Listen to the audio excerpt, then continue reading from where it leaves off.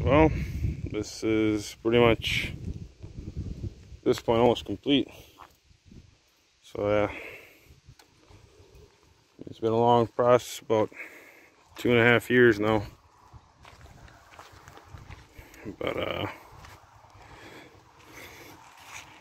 yeah, she's pretty much all done. Just got the AMG wheels on last week, and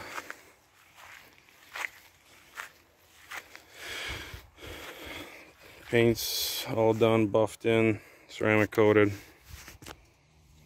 as well as everything's assembled exterior wise. I mean, a few things I still want to do, but like for instance, the turn signals on it, black them out. Maybe find a Mercedes logo I can stick on the front of it. Maybe get some these grille covers, or same thing with the center grille there.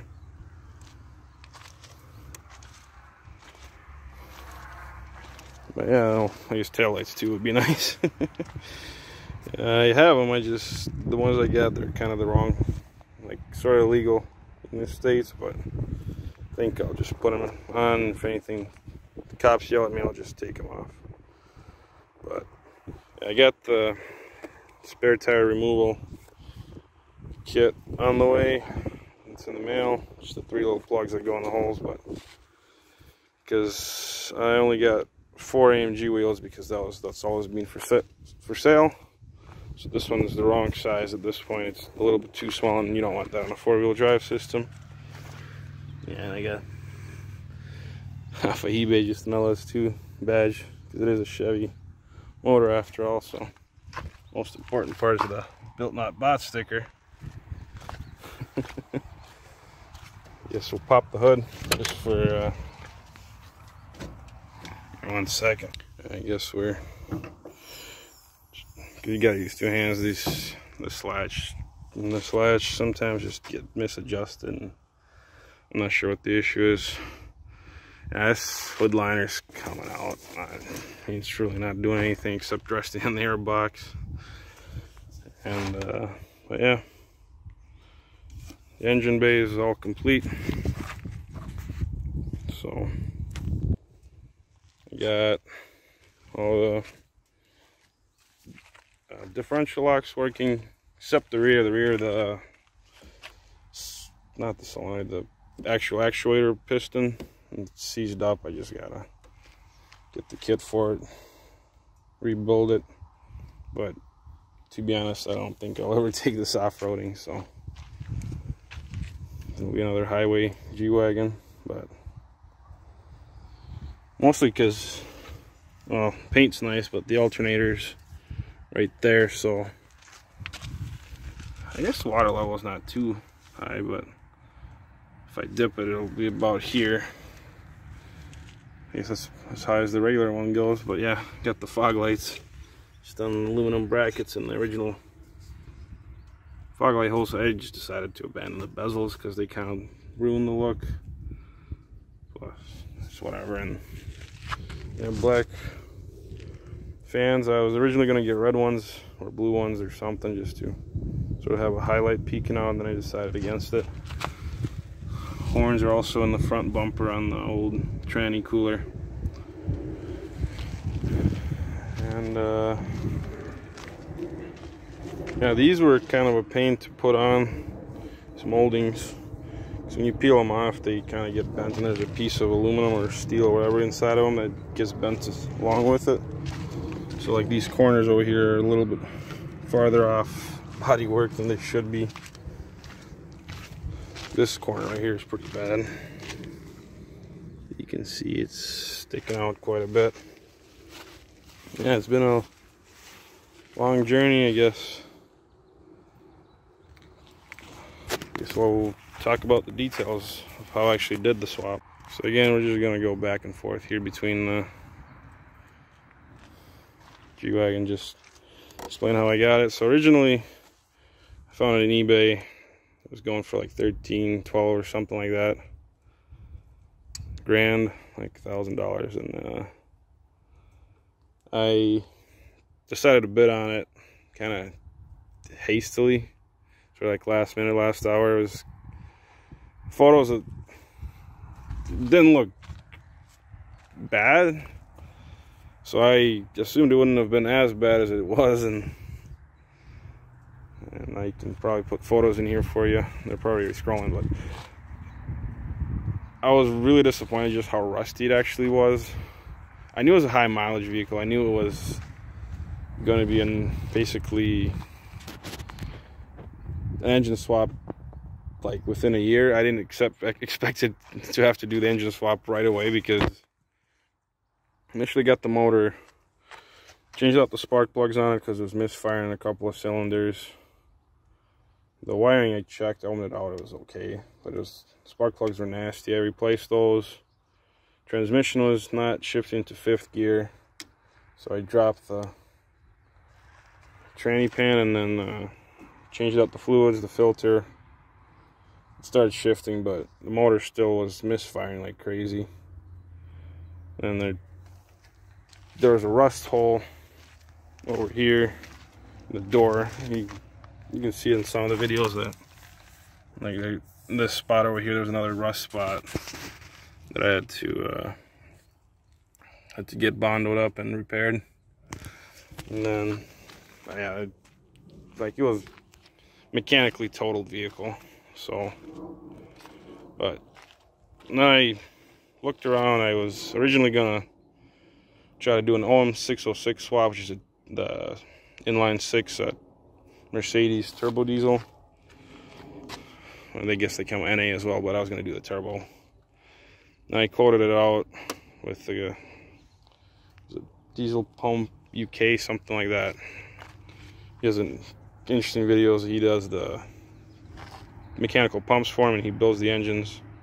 Well, not builds the engines, he kits out the engines with the transmission plates, all that, oil pans, everything, to make it as simple of a swap as possible. And yeah, he quoted me out, and it was like, this is 3 years ago now, 2 years ago.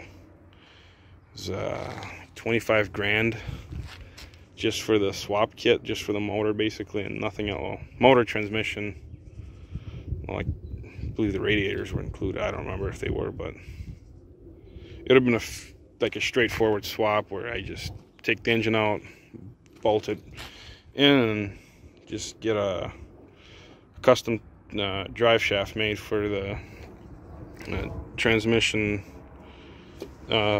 tail to the transfer case.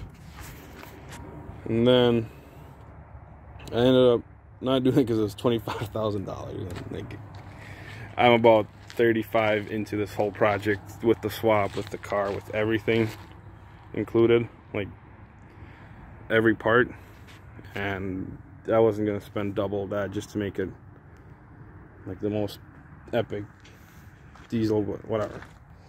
If I was gonna do that, I would have done it. There was another G-Wagon for about going for 8.5. It had a front end collision. It was a salvage title, but it was a Euro model, so it had the pre-CAN bus electronics and the basically just, you know, inner fender, outer, or actually just the outer 2 fenders, the grill, and I don't remember if the bumper was bent or not. I think it might have been, but I think it was like deer head or something. So the hood was okay. The grill, basically just the front clip, because the inner fenders you can bend out. It's not a big deal. They're not really cosmetic. But yeah, it was like $10,000 would have been at my house. So I decided, well, I'm just gonna actually bid on it because it was a buy it now price, thinking maybe I can get it for 8 or 5, and it went for like 14,000 on the auction. And I was like, that was a mistake I made. I still should have bought it at the point, because it would have been a much nicer car to swap an engine into. But, you know, whatever. We all make mistakes. And yeah, I bought this one. I went on basically a car part, which in America is like it's a used like auto wrecker website. You can just like searched nationwide, every disassembler in like the continental United States. I think Canada's in there too. And I just looked up a CTSV because I knew that that motor is going to be the shortest in terms of like the length of it, from, you know, front pulley to the basically bell housing. And I swapped it out.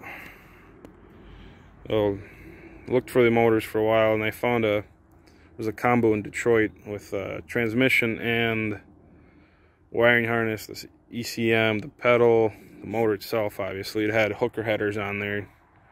Like, that thing was sweet. Like, it was like $3,000. I was like, I don't think I'm gonna be able to get a complete, like that complete of a kit for that low of a price. So I just sort of bit the bullet, and like, it was $3 grand, but I had no idea if it was gonna be running. I had no idea anything. Like, the motor was a mystery to me. When it came, I started wiring it up. You guys saw the video. I think it was part one, the engine harness and getting it running. It was like the first thing I did. And so I got it up and running, and I was going for quite some time, like just wiring the loom up just to make it basically a plug and play harness into the. So I just only had a couple of wires I had to bring out into like, yeah, like this fuse box, or relay and fuse box, and this fuse block, and then I put the ECM on that. And this is just mounted on the original vacuum pump mounting holes. Actually, I don't remember what quite was here, but either way, that's fits perfectly. The thing's solid on there. It's not going to go anywhere. And then, well, I basically just ripped the motor, the Mercedes motor out, threw up on Facebook Craigslist just to sell it off, just with the transmission and everything. Some guy picked it up for like 500 bucks. It's a G500. I mean, it was a dead motor, so he wanted it for the transmission. I just said, you're gonna just take both. And yeah, I cut the motor mounts off the frame rails. I bought a motor mount kit for LS, and then I just bolted them on and grabbed a cherry picker, drove the motor in, sort of, you know, kept grinding away little slivers off them until it fit right about where I wanted. And then I positioned it two in the middle of the motor just to keep it somewhat centered, and then I welded it, tacked them in, unbolted the motor, pulled it out just to make sure I can actually pull the motor out with out of the car with the motor mount positions. And it's pretty tight. You have to take off the starter to get to it, because the motor, one of the motor mounts gets in the way. And then, but that was not really big of a deal. I pulled it out, and then I welded it properly, and it's welded it in. I actually, when I was doing it, I used basically just a ruler, and then I had a turbo diesel. I guess you can't see it from this angle, but I had a turbo diesel prop shaft between the transmission and the transfer case that had light like bolted it up to it as well. And I just sort of used the level, and I just made sure that both CV shafts were like perfectly, you know, in line with each other, and there's no angle to them whatsoever. The CV joints, you really doesn't matter. On the universal, you want a little bit of a angle on both ends just so it doesn't vibrate as much. I'm not sure what causes that, but on the CV shaft it didn't matter. I just kept it perfectly straight, and that's why it's a little, the engine is just a little bit angled, as you can see. Like, the front's higher than the back, but yeah. Well, then I knew I was going to need a oil pan for the, what's it called, the motor, because if you look over here, there's a differential there where the oil pan's supposed to be, and so I looked around I thought I was gonna have to buy a custom fabricated front sump pan, but GTOs had them, and it was like $200 with the pickup and the dipstick. So I was like, you know, it's a GM part, so I knew for a fact it's gonna fit well and it's just gonna work. I won't have to screw around with it or do any modifications to it.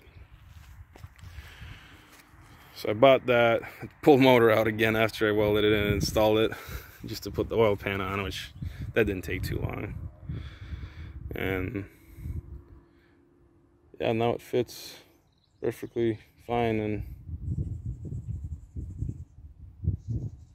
I don't know. So then I started building up the exhaust headers, and that was kind of a pain because the frame rail is right there. As you can see, it's essentially touching the exhaust manifold. Well, it's not touching it, but I made sure to lift it like a little bit higher. I kind of screwed up. I already welded the motor mounts in when I went to actually try to put the back 90-degree piece in, which that kind of bit me a little bit, so I had to take them out again, trim them down, and shape the pipe on there. But yeah, I just used some turbo, what the heck are they called? V clamps, and like a 90-degree stainless elbow I just bought off of eBay for like 50 bucks. It had the O2 bungs in it already, so it made life a little bit easier in terms of installation. And I think at that point I didn't have the air box in yet. I can check later. I'll do an Instagram stories video because I had a lot more updates on the Instagram, my Instagram. And but yeah, I took it to a shop and asked them to make me an exhaust pipe. Basically just put the mufflers on, and I mean, it sounds great, so I'm pretty happy with that. Because it was just a bunch of old, like, you know, 60, 70-year-old, no, not 70-year-old, but like 50s, 60s dudes that work on muscle cars all day, and they know how to make an LS sound good. I originally asked for a stainless, and they bent it up, and they couldn't get the bend just right on it, so they ended up making it out of aluminum steel, which kind of ticked me off. I mean, I would have said okay anyway, but they didn't actually ask me if I was okay with switching over to aluminum steel versus stainless. Well, the mufflers are stainless, but the rest of the exhaust system isn't. But again, I guess it's not going to see that much rust. Even if it lasts 5 years, it'll be fine. But yeah, I got the clutch lines made up, and then pedal, everything. Actually, that was tested before I ever put the engine in. And then from there, I had the clutch mounted. Everything was working fine, and I was luckily disengaging and engaging with the pedal I chose. I thought I might have screwed up the master cylinder, but yeah. And then once I got everything installed, I had to make up the radiator, which that was I took the stock mounts and I kind of butchered them in there just to get something working. And I guess I can't really see, but yeah, it's just the stock mounts, and then I had them bent in, and I put the original dampeners off because the original radiator I got with it was also leaking. So, but yeah, I had to buy from Speedway, it's just a 350 radiator, and I just made up the upper hose fit perfectly from the Mercedes, and then the lower hose I just bought a kit for it. Then after the radiator got installed, I got the air box sort of placed where I wanted, where I thought it was going to be either this side or this side. And then I got a 90-degree bottom half off again, a part wrecker, about like a 45 off of Amazon, and then I had a Canon filter just laying around, so I used that. And then yeah, that was pretty much it. Yeah, I had a cover over this originally, but that was on the dyno that was showing us 20 horsepower less with the cover on versus the cover off. So yeah, it wasn't breathing very well, and I can assume with this intake and this custom manifold job that I have there, that I'm losing like probably 30-40 horsepower, if not more, just from that. But yeah, once the radiator got installed, then I had to figure out, because it was pushed forward a little bit, I had to figure out how to mount the condenser, which is an OEM Mercedes condenser. Actually, it's the correct one for this vehicle. And then I went to a hydraulics shop, which he also made the power steering line for me, for the pump to the was a recursive ball steering arm, whatever.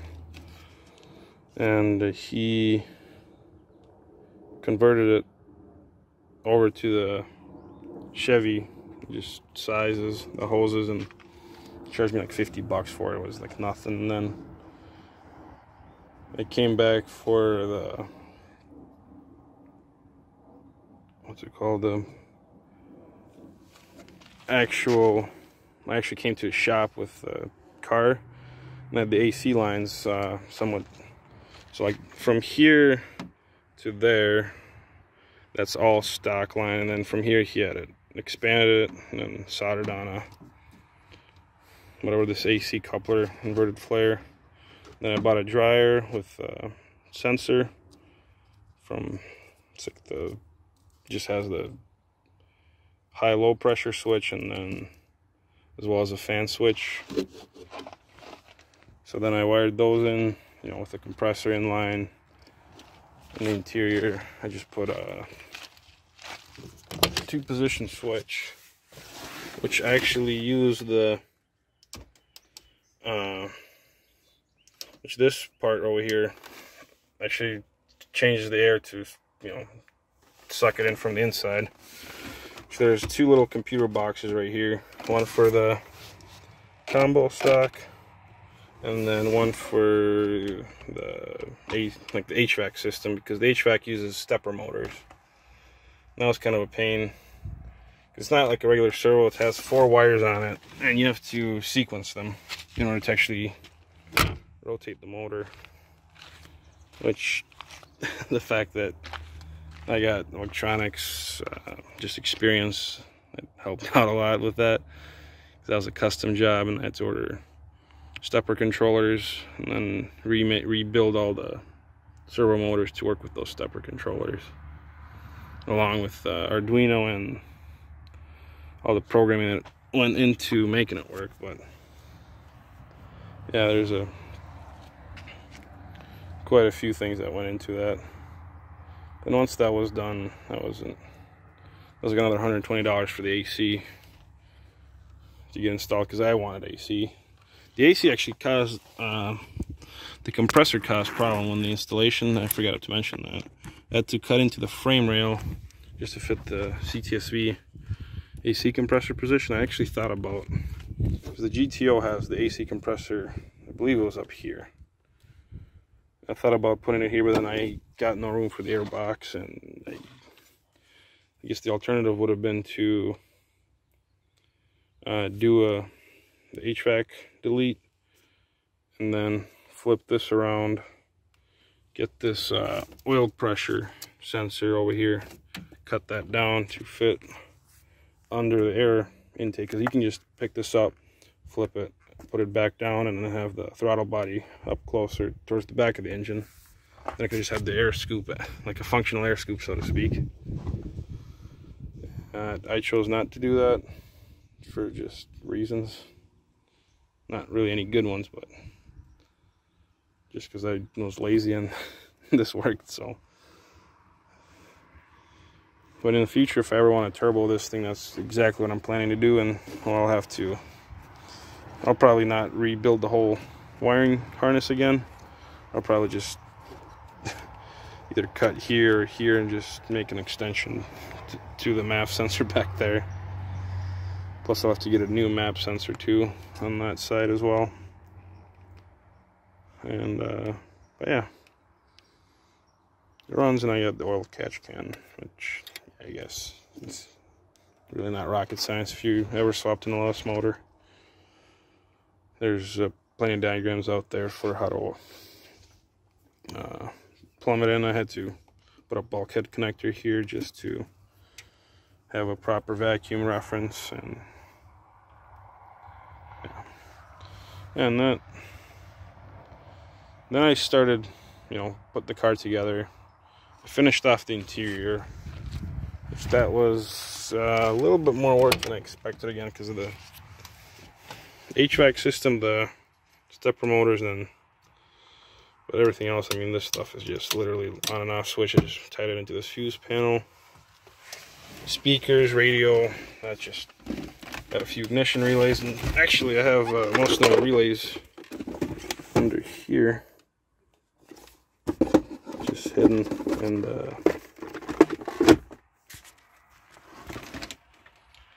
yeah, I got Android Auto installed and all the CarPlay stuff. And then I guess for the upper unit, I took an old Mercedes 124 ceiling moonroof switch, assuming that was going to work with the motor, and it didn't. But I guess it worked with the motor in a way I thought the feedback would work, but the feedback was different. So I can always order a W124 moonroof motor and then swap them out, but I'm not going to. I don't really use the moonroof, so anything is just a leaky spot on the roof, as you can see. And but yeah, I wired in the switches for lights, and then for the moonroof, as well as the dash cam, which I also had wired right in there with just a USB controller. But I had to drive a wire up there, and that trim piece went missing after I got the car painted, so I have to order a new one. And this took quite some time because, again, I had to Bondo and epoxy in the switches. Yeah, I got the horn, like the dome lights, you can see over there, the defrost, and then rear wiper, rear washer. Yeah, these are just multi-position switches. I mean, nothing really special to them. Just a DC controller, and then same thing with this 6-position switch to activate the flaps. For the dashboard, I just used my old phone with torque, or whatever it's called, and then a fuel gauge just off of eBay with a fuel tank converter, because the Mercedes is like 95 is empty, 5 ohms is full, and it's like completely different from everywhere else. And then just a couple of LEDs just for like the turn signals and the check engine and the high beams. But yeah, I thought about actually wiring the mirror just to get the auto dimming working, but I would then have to run a headlight wire up here just to, so if the headlights are on, this is auto dimming, but I didn't want to do that. But yeah, then I found the wires that control those lights as well. Oh, speaker. I have an amp under the footwell over there, and then a subwoofer in the back seat here. I just bolted it in. And it's just not really swap related, it's just more comfort features than anything. And yeah, I still haven't decided if I'm just gonna ignore the high-low range on the transfer case, or if I'm gonna actually try to wire it up, because it's just a DC motor. You can it's fairly easy to make it work. It doesn't take, like, there's a couple of sensors on there for rotation, but I'm just gonna wire it up with a timer where if you push it high, it will turn on for 12 seconds. If you push it low, it'll turn on for 12 seconds or something. We'll just keep spinning the high-low position, but I guess you could always use the original OEM module and then just get an OBD scanner and figure out what it needs to actually shift the motor. But that's just, again, too much work for not enough. That's one thing I wanted the Euro wagon for, is they have just a manual shifter here. You can just shift in high, low, neutral. Makes life a little bit easier. But I can always just buy the transfer case off a Euro wagon and just stick it on there, and it'll work the same way, hopefully. Yeah, I guess one little trick for the interior is these handles always break on G-Wagons. And pretty much any C-Class or any Mercedes of like that era has the same latch style from like 2002 to like 2006, 8-ish. You can just sort of rip the latch out of the old ones and you can just stick a new latch in here, because this looks a lot better than the old latch. Yeah. Guess I got the rear heated seats to work, and then I didn't bother too much with the front seats, because you can see over here I got and it works, but it's not wired right. And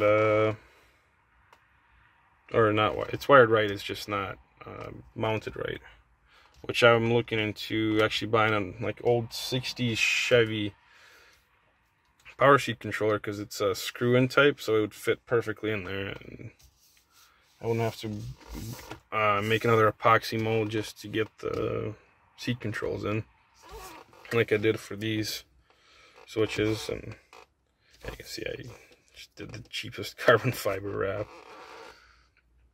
It's kind of bubbling in some spots, like over here, because again, I don't really know what I'm doing when it comes to that kind of work. But then yeah, I completed the interior. You know, this steering wheel is from Turkey. Basically, it's this cap right here is what I paid too much money for, the crappiest, smallest steering wheel, which I guess helps because I'm a big guy, so my knees are kind of barely fit in here. It's a really nice fuel level right now. But yeah, I guess then I took the car to get painted in July 20th, I believe, somewhere around there. And that's when the fiasco really began, with the car being not done till like May of this year. I mean, he technically had got it done in before the end of the year, but then I had some personal issues I had to take care of, and that got delayed by 2 months until like not even February, like almost March, 3 months. Then I had to get the guy that buffs it. I scheduled him out, and then he burned through the paint, because, you know, it was a craptacular paint job. And so that got buffed in, and so he had to respray the clear in some spots, so that got resprayed. And yeah, it's just, I mean, there's still spots like this. I mean, the paint looks mostly good now, just because it got buffed out. But like this snot right here, this is, I don't know what this is. Like tape line, I just got, so you can't really even buff it out, because it's not, you can buff it in a little bit, but whatever. I'm just making my peace with it. I just don't want to deal with that guy ever again. So, but yeah, I mean, it looks nice now again, because it got buffed in. But still, like a year later, I would have rather paid a little bit more money and had the car in like August or something, or maybe September of last year, rather than May of this year. But